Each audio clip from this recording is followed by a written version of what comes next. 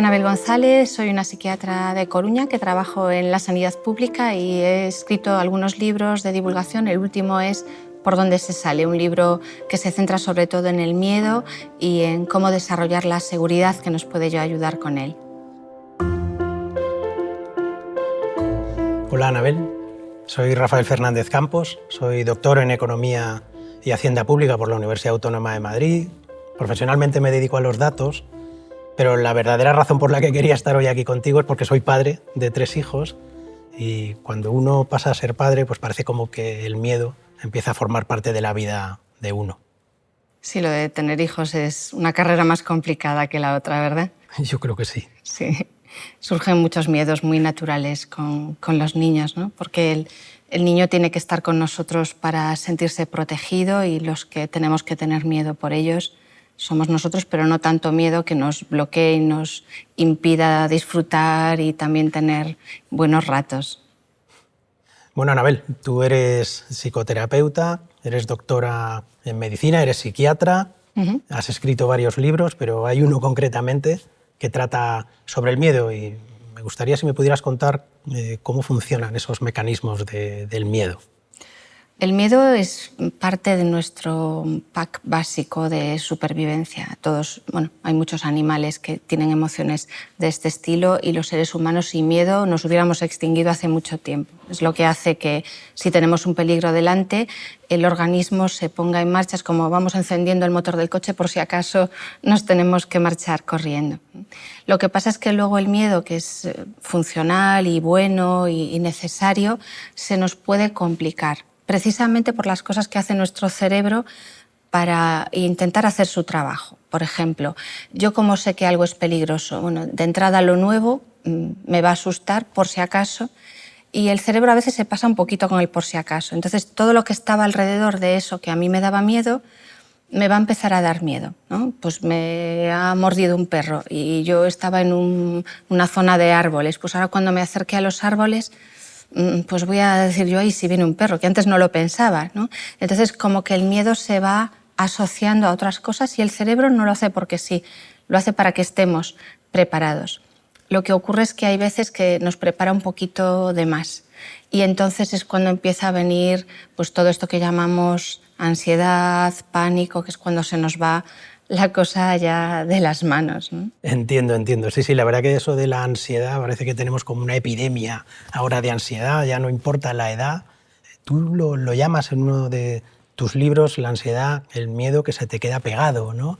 ¿Esto cómo has dado con esa frase feliz? Bueno, un poco es esto, el miedo se queda pegado a lo que hay alrededor, de lo que realmente es peligroso, y la ansiedad sería que yo pienso incluso en cosas que podrían pasar, ¿no? Porque la ansiedad, cuando se desboca, ya te hace pensar en las peores posibilidades que podrían ocurrir y además te agobias como si fueran inevitables y como si tú no fueras a poder hacer nada. Entonces, claro, ahí ya va habiendo una escalera, más miedo, más pensamientos catastróficos y acabas en el pánico y ahí ya no puedes pensar nada en absoluto. Ahí la parte del cerebro que piensa, que es esta que tenemos aquí, se va de la ecuación. También podemos revertir eso. Hay terapias que trabajan en deshacer el nudo que se ha montado, ¿no? Pero hay un experimento de fabricar una fobia, ¿no? Que es un experimento que hoy en día no sería ético ni sería aprobado, de Watson, ¿no?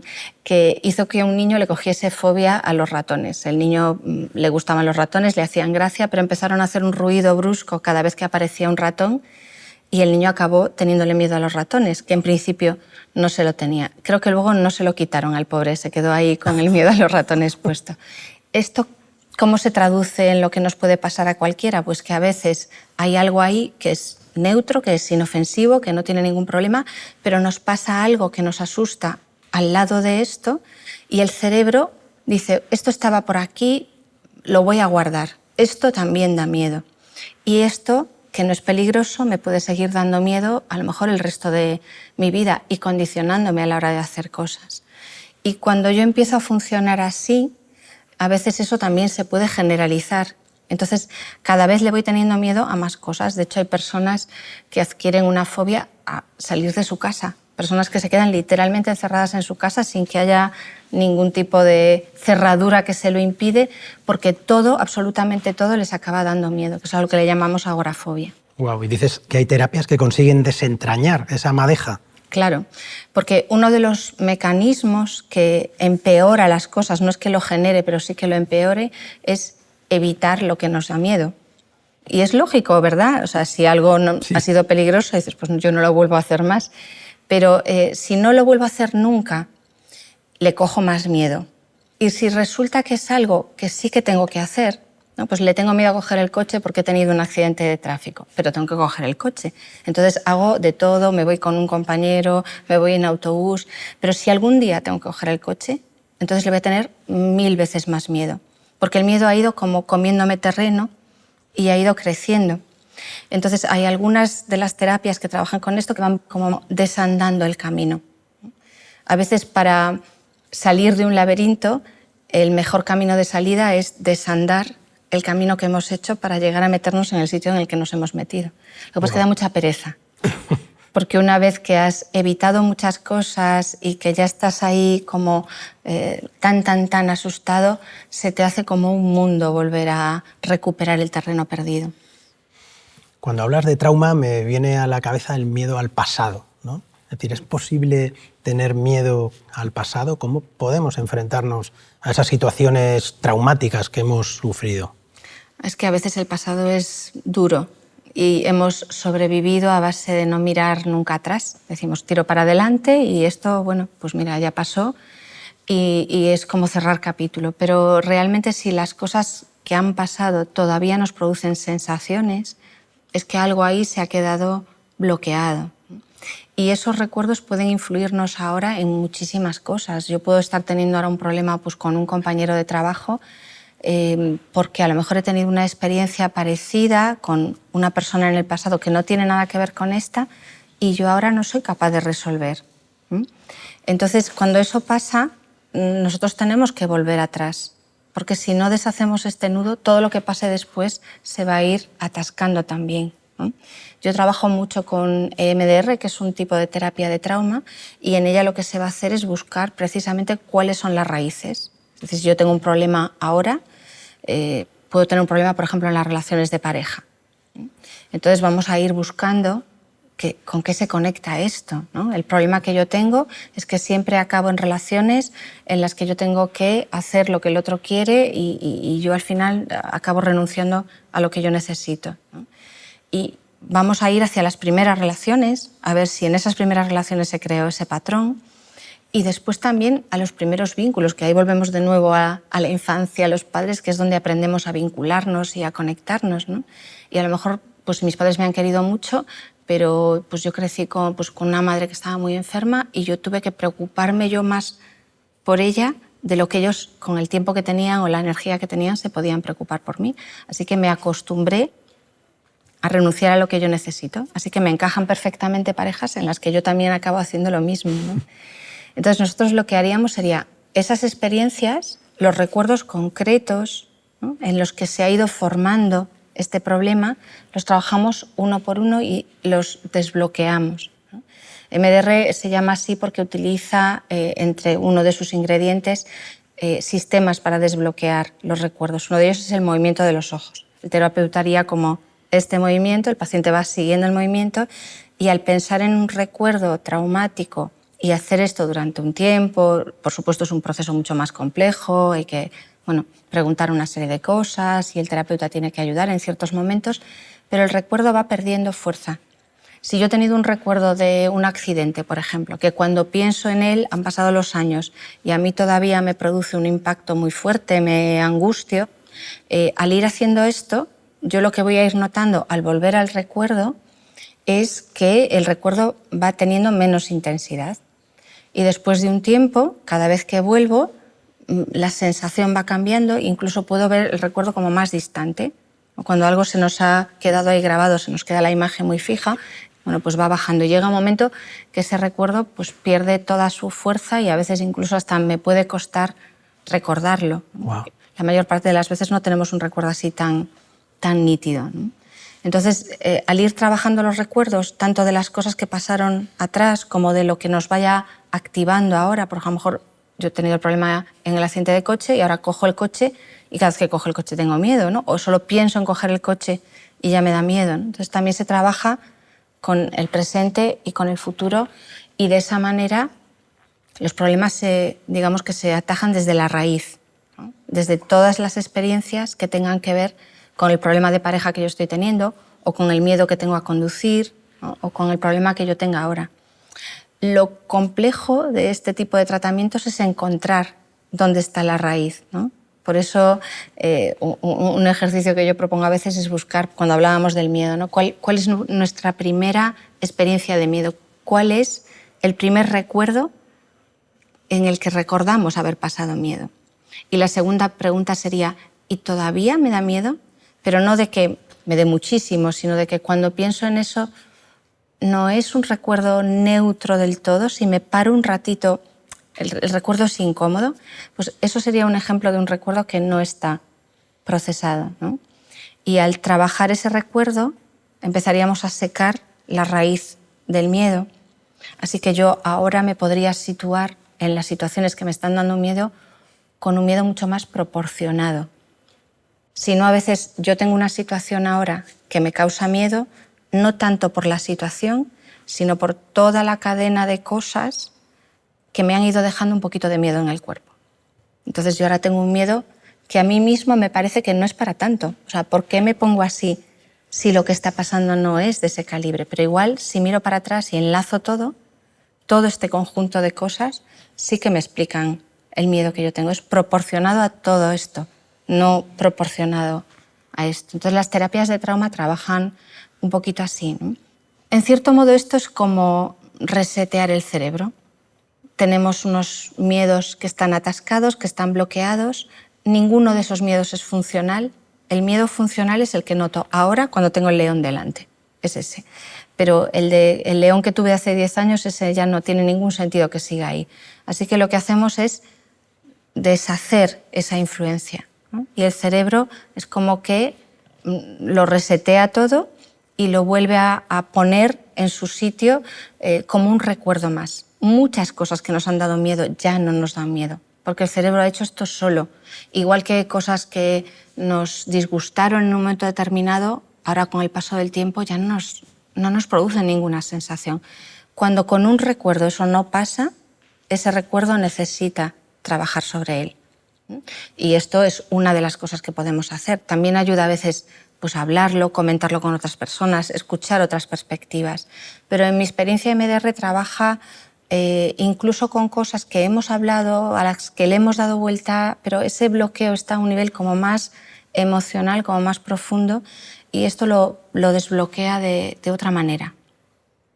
Cuando hablábamos también de la evitación, hay otros tipos de terapias de trauma que trabajan, pero trabajan un poquito diferente, ¿no? Por ejemplo, la terapia de exposición lo que hace es que a mí esto me da miedo, bueno, pues yo en vez de evitarlo, ¿no? y dejar de hacer cosas que me activen esto, yo me quedo aquí.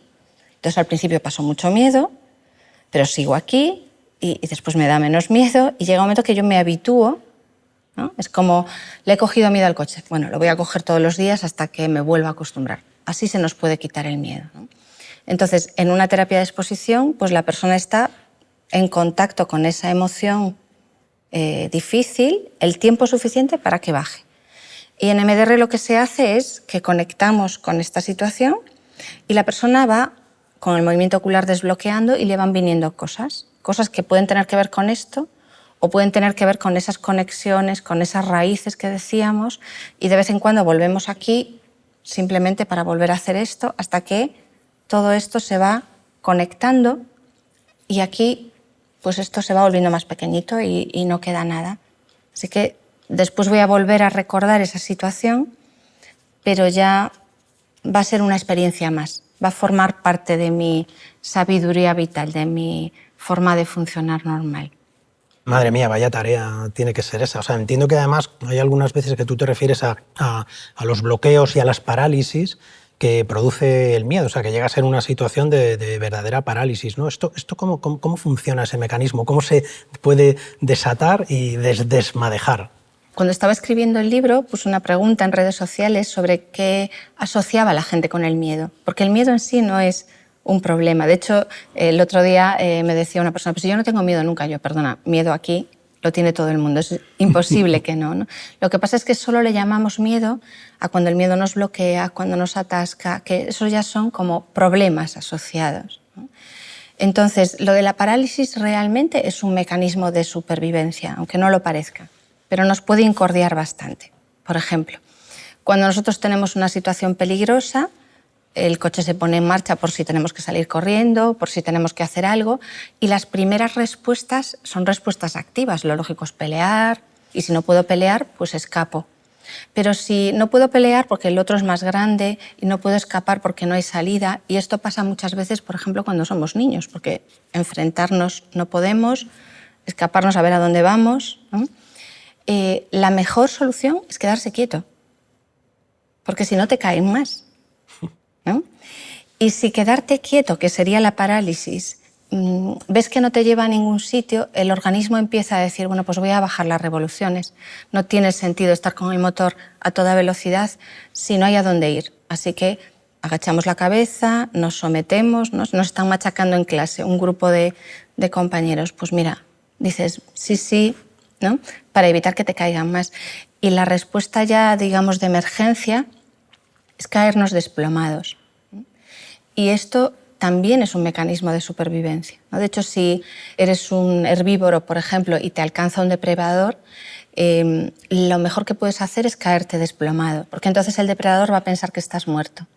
Y un depredador no se come a una presa muerta, también es supervivencia para ellos. Se podrían estar comiendo un animal en mal estado o algo que fuera peligroso para ellos. Así que si el animal está en ese estado que parece como que está muerto, sobrevive.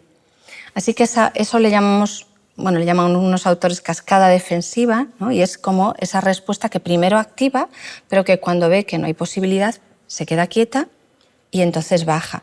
La gente, por ejemplo, que sufre una agresión, ¿no? Se habló mucho de esto con respecto a las agresiones sexuales, ¿no? Cree que la única respuesta es ser valiente y pelear. Y pelear es insensato cuando no tienes ninguna posibilidad de ganar. El quedarse paralizado es una forma de protegerse. El caerse desplomado es una forma de protegerse. Está en el instinto de supervivencia de nuestra especie. Y esta respuesta de parálisis o de sumisión o de colapso, que son las respuestas pasivas, las de emergencia, las de cuando no hay nada que hacer, si se repiten muchas veces, ¿no? Decíamos, los niños las de pelear y escapar no la tienen mucho, ¿no? Otra respuesta que tiene un niño es llorar. Pero si estás en una familia que no atiende tus necesidades, hasta acabas por no llorar, ¿no? Contaba una chica que hablaba en redes sociales de su experiencia en un orfanato de los países del este, cómo allí los niños no lloran. Wow. No lloran porque ¿para qué? ¿Mm? Entonces, cuando tú has vivido en un entorno muy hostil, donde pelear no, escapar no, llorar, ¿para qué?, solo te quedan las otras respuestas. Y se ponen en marcha tantas veces que después, cuando te haces adulto o si has estado en una relación, por ejemplo, de maltrato, en una situación muy problemática mucho tiempo, ya no sabes reaccionar de otra manera. Es que cuando podrías pelear ya no peleas, cuando te podrías marchar de una situación problemática ya no te marchas, ¿no? Lo vemos muchas veces en las situaciones de violencia intrafamiliar, ¿no? Que son personas que a lo mejor en sus historias de la infancia han tenido infancias muy complicadas y cuando se ven en una relación maltratante no salen. Y la gente a veces los mira y dice, ¿pero por qué no te fuiste antes? Y es que si uno viene bloqueado desde pequeño, eso de marcharse no es nada sencillo. Es como que el organismo ya no sabe cómo se hace, pero es como si lo hubieras olvidado, ¿no? Necesitas volverte a recordar cómo se sale de una situación y que te puedes ir y que puedes a veces pelear por lo que tú necesitas.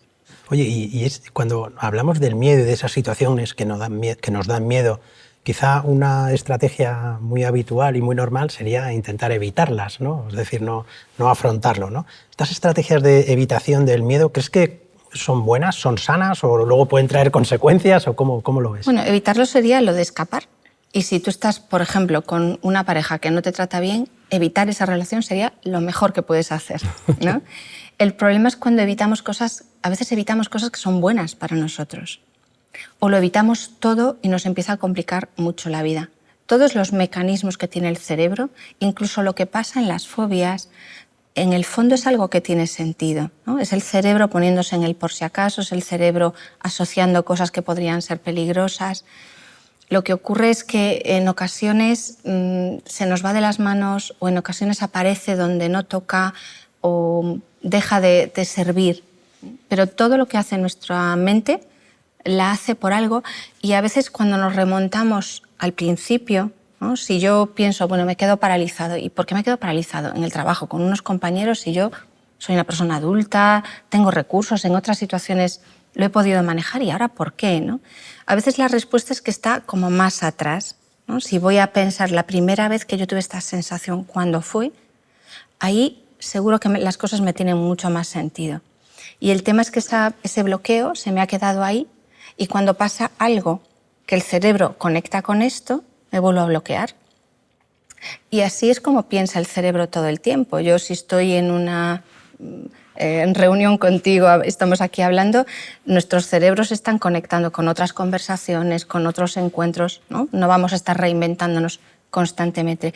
Pero cuando el cerebro resulta que conecta con una situación de bloqueo, entonces, ¿no?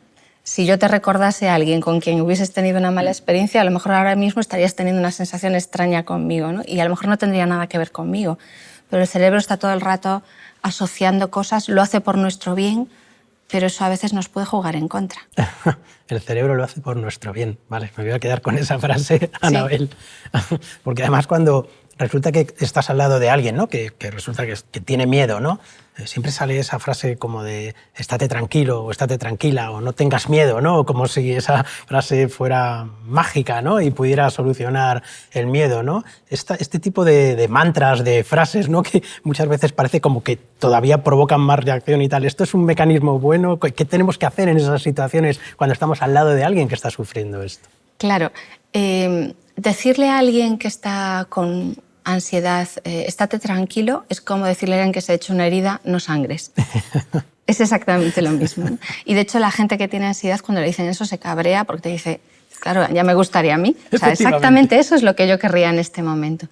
Sí que es cierto que la forma en la que nos hablamos a nosotros mismos influye, ¿no? De hecho, las personas que tienen ansiedad se dicen cosas por dentro que les meten todavía más miedo. Pero como la persona se está diciendo estas cosas, lo que le dicen desde fuera es como que no consigue entrar, no consigue. Por eso necesitamos hacer un doble trabajo, ¿no? Aprender a decirle cosas al otro que le ayuden. Cálmate cuando está en una crisis de ansiedad, no, pero le puedes decir, oye, estoy aquí, necesitas algo, te puedo ayudar, ¿no? Que eso no le va a sentar mal y seguramente, a lo mejor no podemos hacer milagros, pero sí que ayuda. Y luego la propia persona puede aprender, ¿no? a ver qué cosas se puede decir cuando está mal. En plena crisis es difícil, pero después sí que podemos pensar un poquito, ¿no? Y sobre todo, más que lo que nos calme en ese momento, que en ocasiones, pues bueno, tiene que ser ya que me vea el médico, que me den algo, que lo baje y luego ya veremos cómo arreglamos este tema, pues trabajar en desarrollar, pues, sobre todo la seguridad, ¿no? Que nos va a hacer tener menos ese problema. Lo más importante es desarrollar lo que podría prevenir ese miedo y lo que nos puede ayudar incluso a atravesar las situaciones que nos pueden producir miedo, que es tener más sensación de seguridad. Y la seguridad significa no que tú vayas diciendo por ahí, ¿no? Con un tono de voz más alto de lo normal, que estás muy seguro de lo que dices, ¿no? Muy al contrario, ¿no? La seguridad nace de la reflexión, de la capacidad de establecer relaciones con los demás, de la confianza. Es que la calma es pasajera, ¿no? Yo puedo hacer algo que me calme en un momento determinado, pero si me vuelve el miedo al poco rato, ¿qué hago? ¿No? Y las personas que tienen miedo, pues a veces encuentran pequeños parches o pequeñas soluciones que funcionan a corto plazo. La evitación que tú comentabas antes, ¿no? Si yo digo, no voy a ese sitio que me agobia un poco, pues ya está. Pero ¿y si tienes que ir? ¿O si luego te vuelve a pasar con otro sitio? No.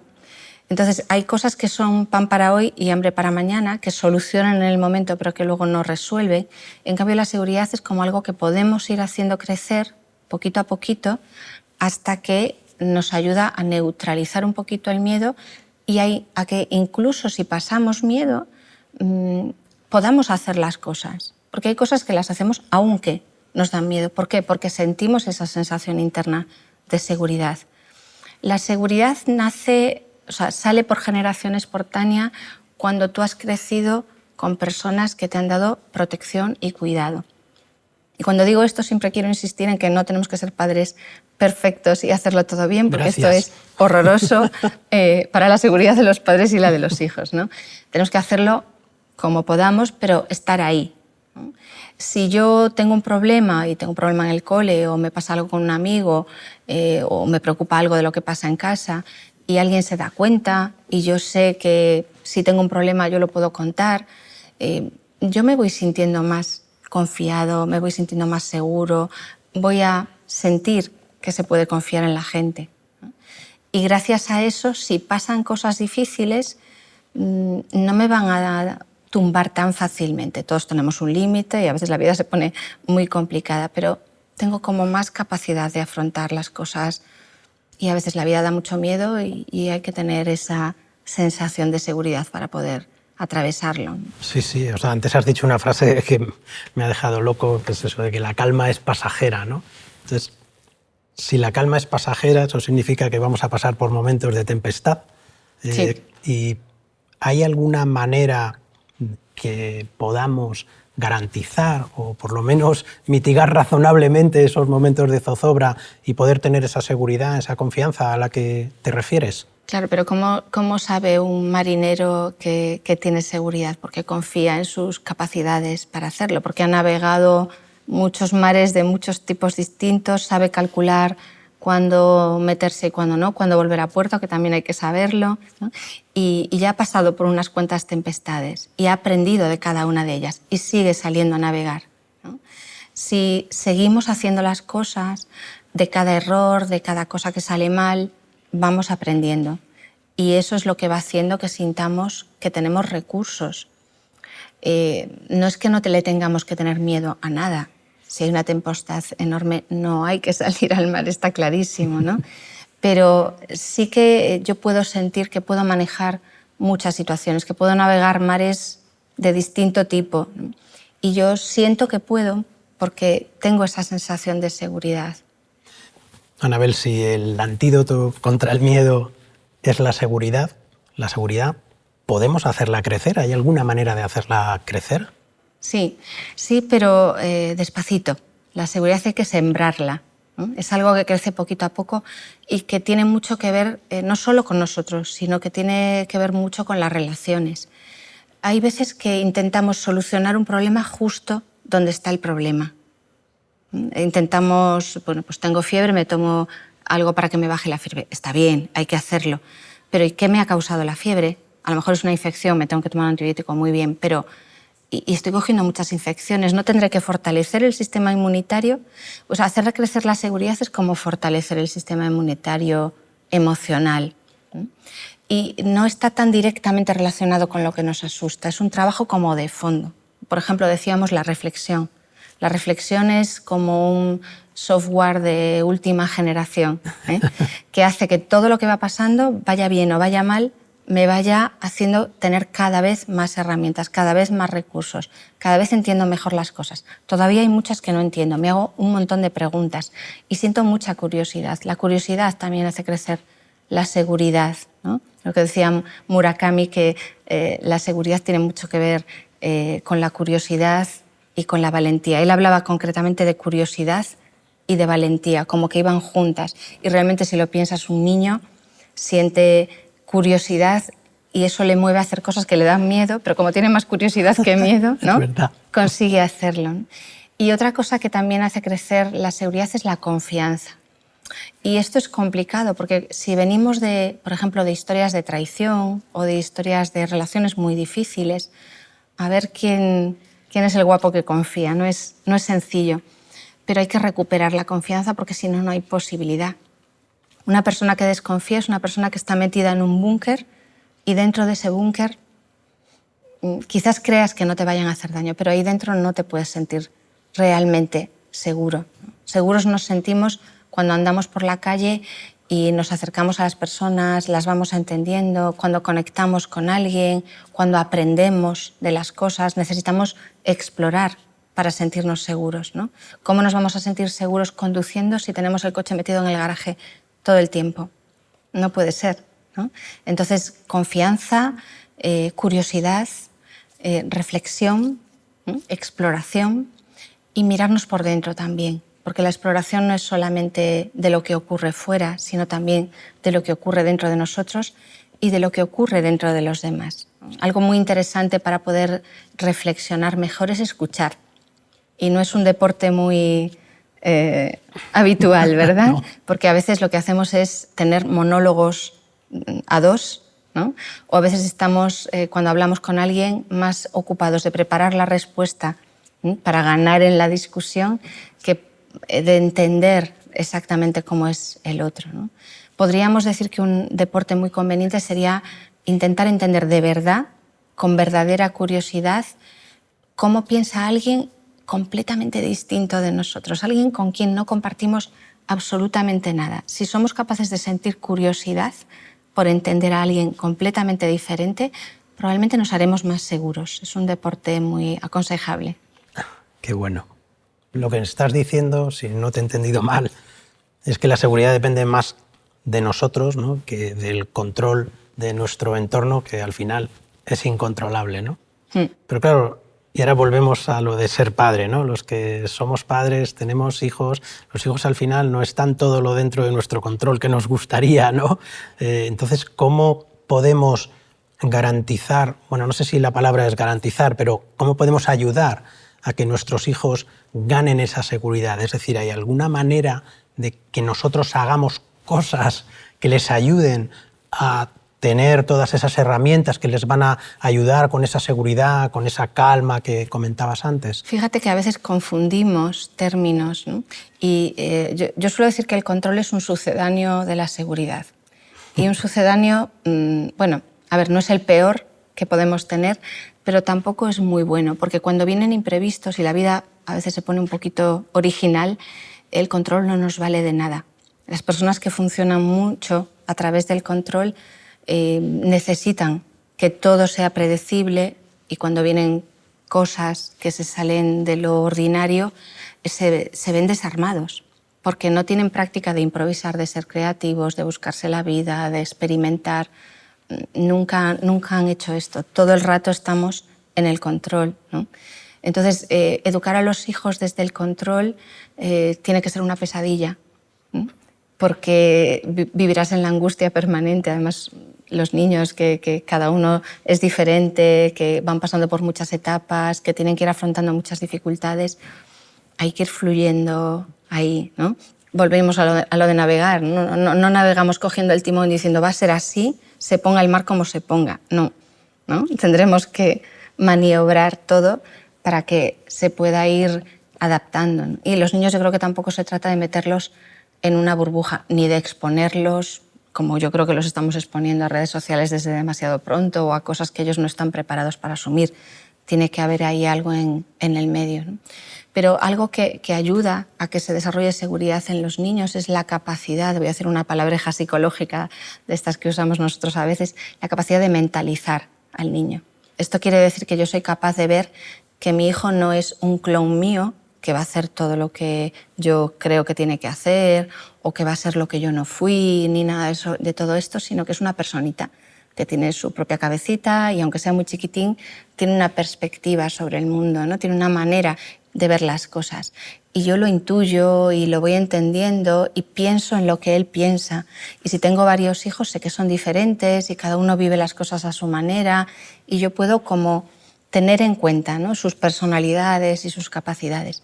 Si yo soy capaz de mirar a mi hijo así, él va a ser capaz de mirarse así. Se irá entendiendo. Cuando le pasen cosas a través de la manera en la que nosotros los miramos, ellos irán pudiendo mirarse. Y también van a aprender una cosa muy importante, que es la capacidad de mirar al otro también como una personita diferente Entonces, esa capacidad de mentalizar, de entender la mente del niño, de que el niño pueda ir aprendiendo a entender también cómo funciona la mente de los demás, eso es un superpoder. Y es importante que un niño sienta una sensación de que se le quiere incondicionalmente, ¿no? Que si lo hace bien, si lo hace mal, si consigue algo, si no consigue algo, es igual de querible y es igual de valorable.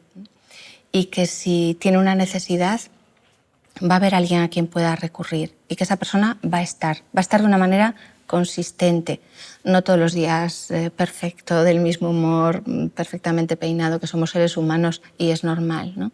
Pero va a sentir que puede confiar en que hay alguien ahí que le valora como es, que le pide cosas razonables para la edad que tiene, ¿no? Porque a veces le pedimos a los niños cosas que no corresponden a su edad o no les vamos dando también la responsabilidad que sí toca con la edad que tienen, ¿no?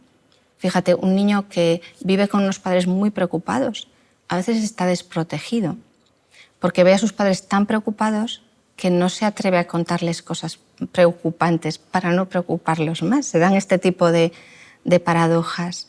Entonces, necesitamos sentir que nuestros padres van a estar ahí, pase lo que pase, y que, aunque lo hagamos mal, no vamos a perder el afecto. Nos corregirán, nos dirán que está mal, por supuesto, ¿no? Pero que el afecto es total y está garantizado, pase lo que pase y funcione como funcione. Te oigo hablar, y cuando te he oído hablar en otras ocasiones y he leído tus libros, hablas también sobre la necesidad de reflexionar y de educarnos sobre las emociones, ¿no? Que es algo que probablemente la generación de mis padres pues no hacía, y que mi generación, bueno, quizá lo intentamos, a lo mejor con poco éxito, pero lo intentamos, ¿no? ¿Cómo es esto de aprender a reflexionar sobre las propias emociones? Esto que estabas hablando de cómo nuestros críos van a aprender a reflexionar sobre cosas en función de la mirada que nosotros les demos. Yo creo que siempre ha habido educación emocional y siempre la ha habido en las familias, y de hecho es el sitio donde se aprende. Ahora también en las escuelas, pero no en los libros, sino de cómo el profesor se da cuenta o no se da cuenta de cómo están los chavales y cómo más o menos consigue regular su propio estrés, que tenemos a los profesores, los pobres, un poquito estresados también, ¿no? Esa es la escuela verdadera de las emociones, ¿no? Lo que ocurre en las relaciones con las personas que están a tu alrededor mientras tú estás creciendo. Hombre, si sabemos cómo funciona este tema emocional y aprendemos un poquito cuáles son las reglas del juego del cerebro, bueno, pues a lo mejor sí que nos podemos dar cuenta de cosas que quizás llevemos arrastrando de nuestras familias, porque en cada familia se manejan estas cosas de una manera diferente. Un ejemplo son los abrazos. Hay familias que se definen como nosotros no somos de abrazos, ¿no? Como si fuera una tribu. Y algunas de esas personas, curiosamente, cuando tienen niños, sí que se animan a abrazarlos, porque de algún modo intuyen que igual ellos no se sienten muy cómodos, pero que sus hijos sí que lo necesitan. Y gracias a sus hijos se acostumbran a dar abrazos y a recibirlos, que es una cosa muy útil para regular nuestras emociones. O sea, que han creado una tribu, la tribu de los abrazos, ¿no? De los abrazos, ¿no? Se cambian un poquito a una nueva forma de funcionar. También podemos aprender otras formas de funcionar, ¿no? Pero es complicado porque los padres también tenemos nuestras historias, ¿verdad? Y también a veces no hemos crecido en la seguridad, ¿sí? Por eso yo creo que lo mejor que podemos hacer por nuestros hijos es trabajar en hacer crecer nuestra propia seguridad, más que en aprendernos 50 técnicas o leernos 50 libros sobre cómo ser padres, porque esto a veces nos estresa más, sino cómo podemos nosotros sentirnos más seguros. O sea, volvemos otra vez al mismo punto, ¿no? Menos ver el entorno, ¿no? Y más trabajar sobre nosotros mismos, ¿no? Pero fíjate, has comentado una cosa sobre que a veces se arrastra, ¿no? de las familias, y mencionabas también en otro momento de la conversación situaciones traumáticas. Esas situaciones verdaderamente traumáticas, es decir, que hacen un punto de inflexión en algunas vidas, ¿esto tiene solución? Sí, claro. Si no, a eso te dedicas. Mi profesión no tendría sentido. ¿Las heridas se curan? Pues sí, claro que se curan, ¿no? Hay veces que se curan solas la mayor parte de las veces, por suerte, y también las heridas emocionales se van curando con el paso del tiempo y otras veces no. Las heridas emocionales, lo que pasa es que como no se ven, ¿no? Nos parece que podemos hacer como que no están y taparlas. Y hay que a veces ayudar un poquito a que se curen.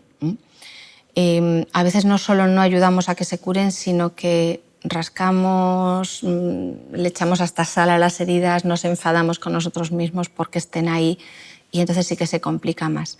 Pero hay como dos temas, ¿no? Uno es si me pasa algo, el impacto que eso me pueda producir.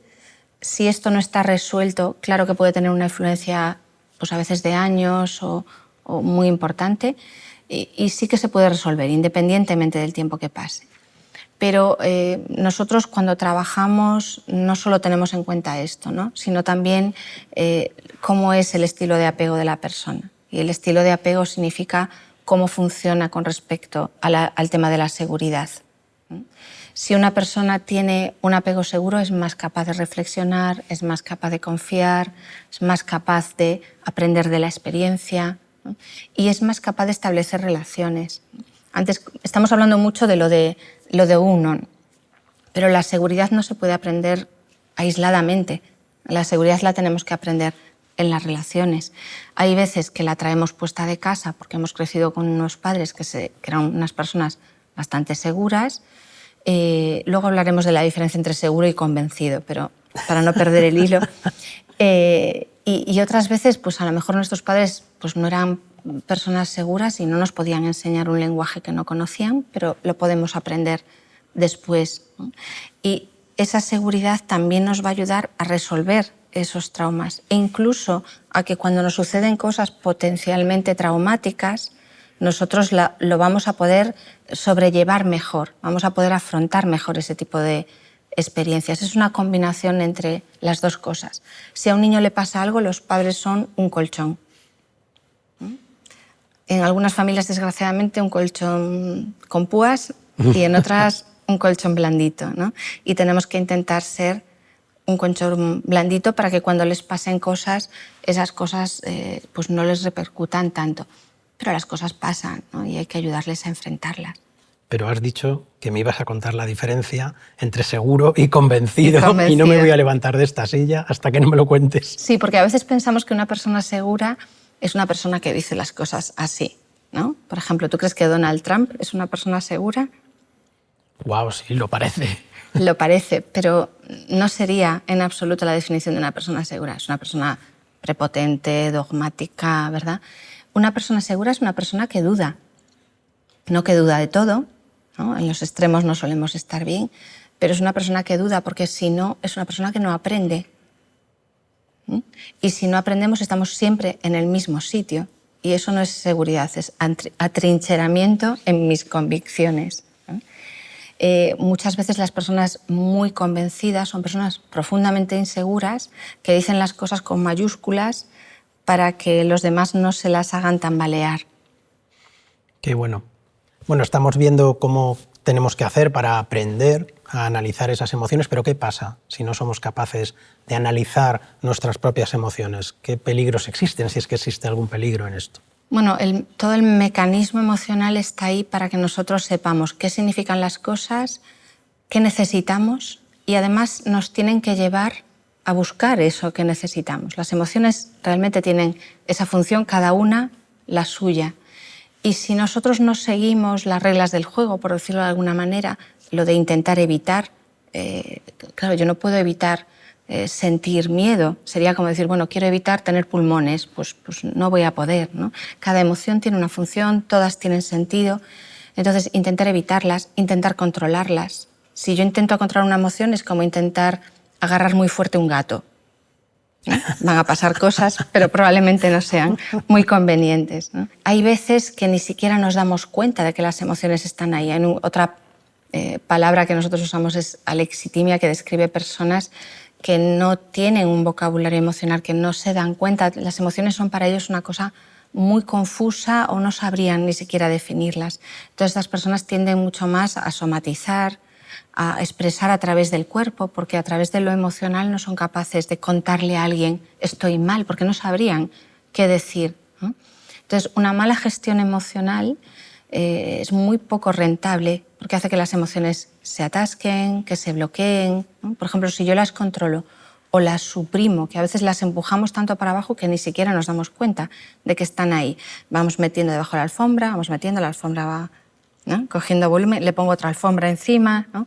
Y cuando ya no puedo más, pues entonces me pongo a beber, porque es la única manera ya que encuentro, ¿no? O a tomar drogas o a tomar fármacos, que tomamos muchísimos, ansiolíticos, ¿no? Estamos como intentando anestesiarnos de las emociones que si las fuéramos ventilando a poquitos, pues no estarían ahí acumuladas, ¿no? Y luego hay mecanismos que ya son como de ya no puedo más, ¿no? Que a veces literalmente nos saltan los fusibles, ¿no? Y nuestra cabeza se desconecta por completo, ¿no? Y en ocasiones incluso va como metiendo cosas en cajones, en compartimentos, y procuramos no abrirlos nunca. Entonces hay veces que hay determinadas emociones, hay personas que dicen, pues yo no quiero enfadarme nunca. Claro, es imposible, ¿no? Hay veces que uno se enfada, ¿no? Entonces, ¿qué voy haciendo? Contengo, y de vez en cuando estallo. Y cuando estallo me siento fatal, porque digo, pero si yo no quiero enfadarme nunca, ¿cómo me pongo así? No es posible. Y hacemos unos ciclos, ¿no? Entonces hay personas que tienen conductas agresivas a veces precisamente porque contienen ese enfado. No es la única razón, ¿eh? Hay muchos otros motivos, ¿no? O podemos entrar en una depresión si nosotros lo que hacemos con la emoción es darle vueltas y vueltas y vueltas, porque con cada vuelta que le damos es como que nos vamos hundiendo más y más y más. O porque igual esa rabia que no sacamos para afuera, ¿no?, se nos va bloqueando y podemos hacer problemas físicos, ¿no? Hay veces que nos contracturamos el cuerpo entero de toda la tensión que no sacamos por los medios naturales. Si yo tengo una buena gestión emocional, todo fluye. Decíamos antes que las emociones son de usar y tirar, por decirlo de alguna manera. Si yo las dejo venir y yo les hago caso, veo lo que significan, si me dicen que necesito algo, lo busco, pues esas emociones se van, ¿no? Esto pasa con la tristeza. Si nos pasa algo, perdemos a alguien, ¿no? Lo normal es que nos sintamos tristes. Pero como las emociones no se ven, a veces decimos, pues no quiero estar triste, no tengo por qué estar triste, o no, voy a seguir trabajando sin parar para no conectar con esa tristeza. Y la tristeza, que va haciendo un depósito aquí debajo de residuos radiactivos que el día que me venga, me va a venir y no voy a saber qué hacer con ella. En cambio, si yo he perdido a alguien, me pongo triste, lo lloro, lo hablo, se lo cuento a alguien que a lo mejor también ha tenido alguna pérdida y puede resonar conmigo y a lo mejor me da un abrazo, lo que mejor disuelve la tristeza es el abrazo de alguien que está entendiendo por lo que estás pasando tú. Y fíjate que a veces en las familias se ha perdido a alguien y unos por otros, yo no te cuento nada para que tú no te pongas triste, el otro tampoco, y al final eso que sería lo más sano que podríamos hacer, que es compartir esa tristeza, pues justo es lo que nos impedimos. Estamos hablando, es verdad, de los miedos de uno, ¿no? Pero yo no sé si a lo mejor también hay una serie de miedos generacionales, ¿no?, que nos van acompañando, ¿no? No sé si esta pregunta a lo mejor es un poco grandilocuente, pero me gustaría que si me pudieras contar qué miedos ves que tenemos ahora en el siglo XXI, o en la generación que vivimos, si hay algunas características de miedo que definen de alguna manera la época que estamos viviendo. Bueno, hay miedos que son universales. Las cosas que son peligrosas, los animales, muchas fobias son fobias a animales, porque claramente una serpiente, pues igual no es muy conveniente que te acerques, ¿no? Le tenemos miedo a la soledad, ¿no?, porque somos seres sociales, aunque muchas personas acaban como supuestamente adaptándose, pero uno nunca se adapta bien a esto, ¿no? Y le tenemos miedo a la muerte, porque, bueno, aunque hay algunas personas que la busquen en un momento determinado como una solución, no es para lo que estamos preparados. Estamos aquí para intentar disfrutar de la vida que tenemos todo el tiempo posible. Pero luego hay miedos muy personales. Yo creo que la historia de nuestros miedos, la historia de las cosas que nos han dado miedo y sobre todo los miedos que no hemos podido resolver son los que van configurando a qué le tiene miedo cada uno. Y bueno, yo creo que en lo que podemos resonar todos es que es una emoción que todos hemos sentido alguna vez y en algunos puntos pues quizás tengamos miedos no resueltos. Creo que es prácticamente imposible llegar a adultos sin que nada te haya afectado o nada te haya influido. Y esos son miedos muy personales, pero que si los compartiésemos con otra persona quizás veríamos que tienen mucho en común con el miedo de los demás. Pues nada, Anabel, muchísimas gracias